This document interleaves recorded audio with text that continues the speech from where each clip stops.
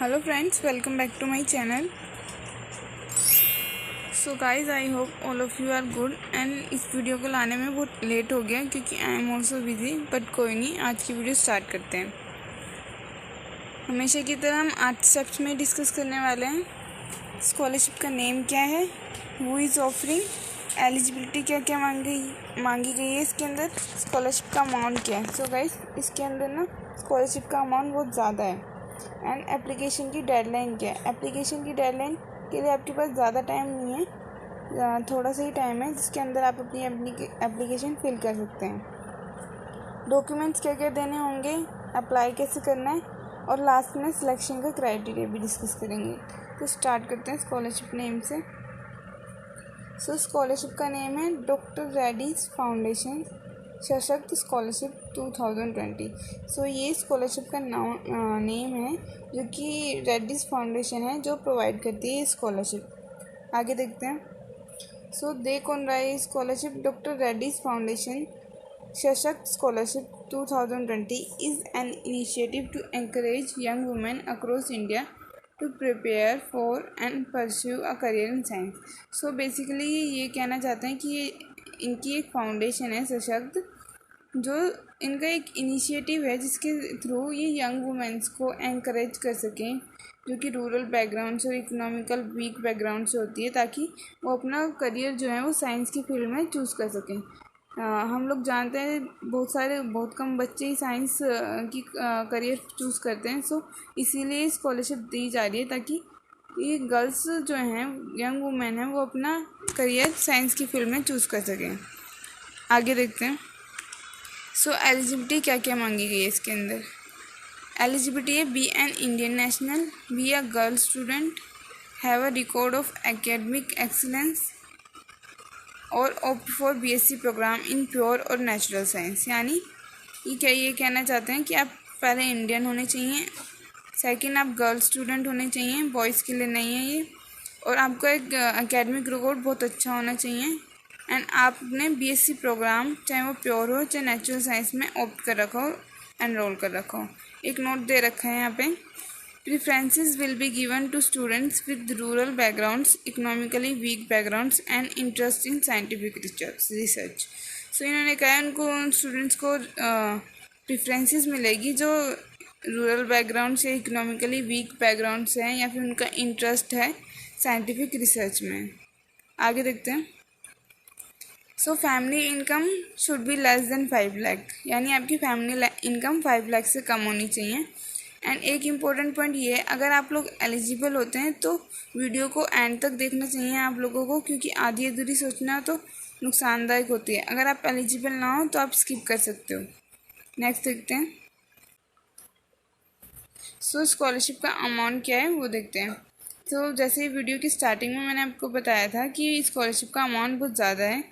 सो देखते हैं इसमें, जैसे आपको दिख ही रहा होगा कि 2,40,000 स्कॉलरशिप का अमाउंट है, एंड पर ईयर ये आपका 80,000 हो जाएगा, जो कि आपको 3 साल के लिए मिलना है, तो ये 2,40,000 बन जाएगा for 3 years of study, which covers the college tuition fees, study expenses and basic living cost. यानी आपकी कॉलेज की फ़ीस, आपके स्टडीज़ का जितना भी खर्चा होता है, एंड बेसिक लिविंग कॉस्ट, यानी अगर पीजी वगैरह या फिर आप कहीं रेंट वगैरह पे रह रहे हैं तो उसके भी ये कॉस्ट करेगा, वो भी कवर कर लेगा ये।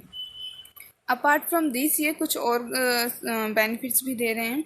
The scholars are guided through the crucial stages of their education, यानी गाइडेंस भी आपको मिलेगी इसमें। And apart from having a role model for a career in science with the help of a leading women scientist as a mentor, यानी आपको mentorship भी मिल सकती है इसके अंदर, जो कि आपके लिए बेनिफिशियल ही होगी। सो नेक्स्ट देखते हैं हम।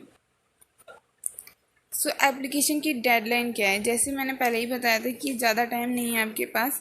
सो 15 डेज से अबोव ही होगा आपके पास। सो आपको ट्राई करना है कि आप 15 अगस्त से पहले भी भर लें अगर आप एलिजिबल हो तो।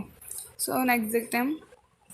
डॉक्यूमेंट्स क्या क्या चाहिए इसके अंदर। सो क्लास 10th की मार्कशीट सर्टिफिकेट मांगा गया है जो मैंडेटरी है, वो आपको देना ही है। क्लास 10th की मार्कशीट मांगी गई है जो ऑप्शनल है, चाहे वो आप दे सकते हैं, अगर नहीं देना चाहते तो कोई दिक्कत नहीं है उसमें। क्लास 10+2 की मार्कशीट मांगी गई है जो मैंडेटरी है, वो आपको देनी ही देनी है। एंड सर्टिफिकेट भी मांगा गया है जो ऑप्शनल है, वो आपके ऊपर डिपेंड करता है। इनकम सर्टिफिकेट मांगा गया है। इनकम सर्टिफिकेट तो ऑब्वियसली मांगा ही जाएगा अगर उन्होंने बोला है कि family income should be less than 5 lakh, so उसका एक इनकम सर्टिफिकेट आपको देना है। एंड डिसेबिलिटी सर्टिफिकेट देना है। अगर आप PWD कैंडिडेट हैं तो आपको उसका एक डिसेबिलिटी सर्टिफिकेट भी देना होगा। सो नेक्स्ट देखते हैं हम सिलेक्शन का प्रोसेस क्या है। सिलेक्शन का प्रोसेस देखते हैं। The applicant will be selected based on merit in class 12 and overall academic record.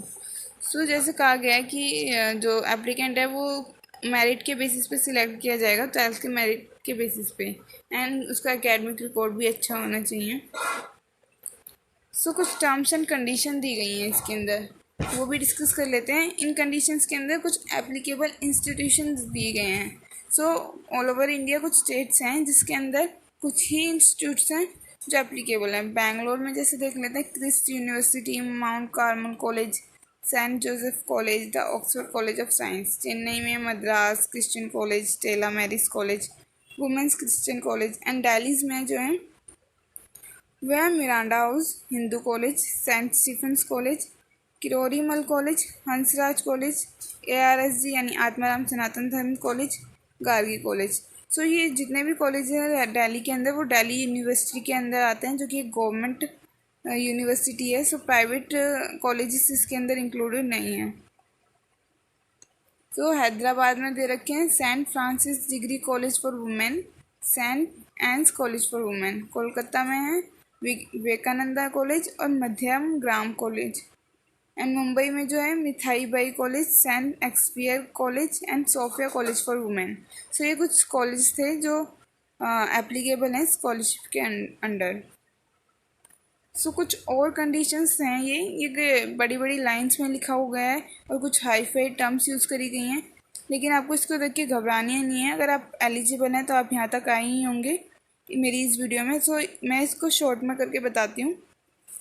The final disbursement of scholarship amount to the applicant shall be made on the basis of the fee received evidencing part payment submitted by the applicant। So basic term में हम कहें तो ये कहना चाहते हैं कि जो स्कॉलरशिप का अमाउंट दिया जाएगा वो आपके फीस के बेसिस पे दिया जाएगा। जो आपने पेमेंट कर रखी है फीस अपने कॉलेज में, वो एक एविडेंस की तरह काम करेगी एंड उसको देख के आपको स्कॉलरशिप दी जाएगी। तो कोई बड़ी बात नहीं है इसमें, जो आप प्रोवाइड कर सकते हैं आराम से। And DRF reserves the right. ये DRF इसमें ना डॉक्टर रेड्डी फाउंडेशन ही के लिए शॉर्ट फॉर्म यूज़ करी गई है। reserves the right in its sole discretion to the fullest extent permitted by law to reject or disqualify any application।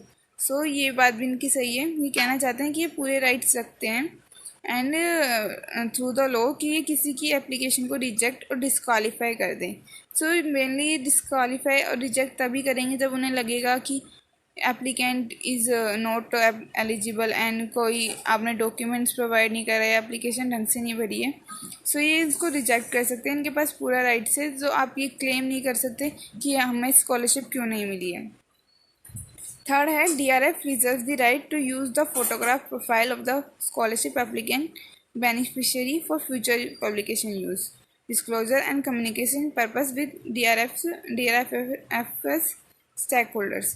यानी ये कहते हैं ये भी राइट्स रखते हैं कि वो एप्लीकेंट जो स्कॉलरशिप मिल रही है जिसे, उसकी फ़ोटोग्राफ और प्रोफाइल का यूज़ कर सकते हैं फ्यूचर पब्लिकेशन के लिए, कम्युनिकेशन के लिए और डिस्क्लोजर के लिए। मतलब यही कहना चाहते हैं अगर आपको स्कॉलरशिप मिलती है तो आपकी ये प्रोफाइल और पिक्चर का यूज़ करेंगे ताकि ये दिखा सकें कि हमने इन स्टूडेंट्स को स्कॉलरशिप प्रोवाइड करी है और या फिर ये सिलेक्टेड कैंडिडेट्स थे जिनको स्कॉलरशिप मिल रही है। नेक्स्ट देखते हैं। The students who receive the scholarship should be regular in attendance and pass all performance parameters as decided by the competent authority of the school, college, university। यानी ये कहना चाहते हैं कि स्कॉलरशिप जो है वो इस बेसिस पे मिलेगी कि आप रेगुलर थे या नहीं थे अटेंडेंस में, और आपने जो परफॉर्मेंस पैरामीटर्स होते हैं स्कूल या कॉलेज यूनिवर्सिटी द्वारा वो भी क्लियर कर रखे हों। So DRF reserves its right to independently verify and access the claims made by candidate beneficiary regarding their family financial status। So ये कहना चाहते हैं कि राइट सकते हैं, ताकि वो इंडिपेंडेंटली ये चेक कर सकें कि आपकी फैमिली का फाइनेंशियल स्टेटस क्या होता है, जो आपने दिखा रखा है कि वो वैसा है भी एक्चुअल में या नहीं है। सो ये इंटरव्यूज़ वगैरह कर सकते हैं मे बी। सो नेक्स्ट देखते हैं हम, this is a beneficiary scheme of DRF and is not a matter of right to be claimed by candidates of economical weaker section of society or otherwise। सो ये again ये कहना चाहते हैं कि एक बेनिफिशियरी स्कीम है, यानी आपको बेनिफिट देने की वाली स्कीम है जो DRF दे रहा है। और ये कोई ऐसा मैटर नहीं है, ये कोई ऐसा सब्जेक्ट नहीं है जिसमें आप अपना राइट या अधिकार दिखा सकें कि हमें क्यों नहीं मिले, ताकि आप क्लेम कर पाएँ कि हमें स्कॉलरशिप क्यों नहीं मिले। से ये सिर्फ एक इनकी बेनिफिट स्कीम है जो खुद दे रहे हैं। सो आप ये नहीं क्लेम कर सकते कि हमें स्कॉलरशिप क्यों नहीं मिलेगी। नेक्स्ट देखते हैं, सो फाइनली अप्लाई कैसे करना, हाउ टू अप्लाई कैसे करना है। सो हमेशा की तरह आपको लिंक मिल जाएगा डिस्क्रिप्शन में। और अगर आप उस विंडो पे वेबसाइट पे न्यू हैं तो सबसे पहले आपको साइन अप करना पड़ेगा, नेम और ईमेल आईडी पासवर्ड क्रिएट करना पड़ेगा। उसके बाद अपना आप लॉगिन कर लेंगे। लॉगिन करने के बाद आपके पास अप्लाई नाउ का एक बटन आएगा और वहाँ पे वही सब इन्फॉर्मेशन मिलेगी जो मैंने आपको यहाँ पे बताई है। वहाँ पे आपको वही इन्फॉर्मेशन मिल जाएगी। तो वहाँ पे आपको अप्लाई नाउ पे जाना है। अप्लाई नाउ पे जाने के बाद आपके ऑप्शंस आएंगे, पर्सनल डिटेल्स, इकोनॉमिकल डिटेल्स या फिर एजुकेशन डिटेल्स, फैमिली मेम्बर्स। ये सब 5-6 स्टेप्स होंगे जो आप फिल करेंगे एंड सबमिट कर देना आपको। सो प्लीज़ केयरफुली फिल करना अगर आप एलिजिबल हो, ताकि आपकी कोई एप्लीकेशन रिजेक्ट ना हो।